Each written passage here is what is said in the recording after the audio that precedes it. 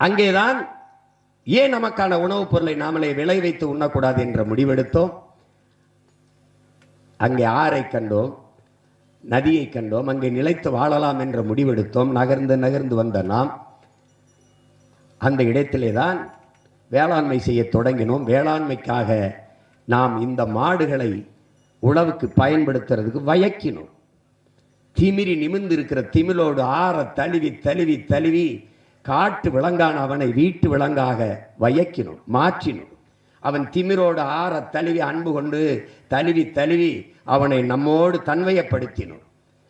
அதுதான் ஏறு தழுவுதல் என்று அழைக்கப்படுகிறது. இன்று வரை இந்த ஜல்லிக்கட்டு என்பது பின்னாடி வந்த நாயக்க மன்னர்கள் அவர்கள் இந்த மாட்டு காளையின் கொம்பிலே சல்லி காசுகளை கட்டி விட்டதால் அது சல்லியை கட்டினதால் சல்லிக்கட்டு என்று ஆகிவிட்டது. ஏறு தழுவுதல் தான் நம்முடைய விளையாட்டு. சங்க இலக்கியத்தில் இன்று வரை பார்க்கல் இருக்கு.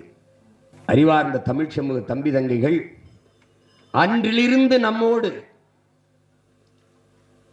ஒரு உறவினனாக உடன் பிறந்தவனாக நம்மோடு இணைந்து இந்த ஆடுகளும் மாடுகளும் வாழ்ந்து கொண்டிருக்கிறது. கொல்லேற்று கோடஞ்சு வானை மறுமையும் புல்லாலே ஆய மகள் என்று இருக்கிறது.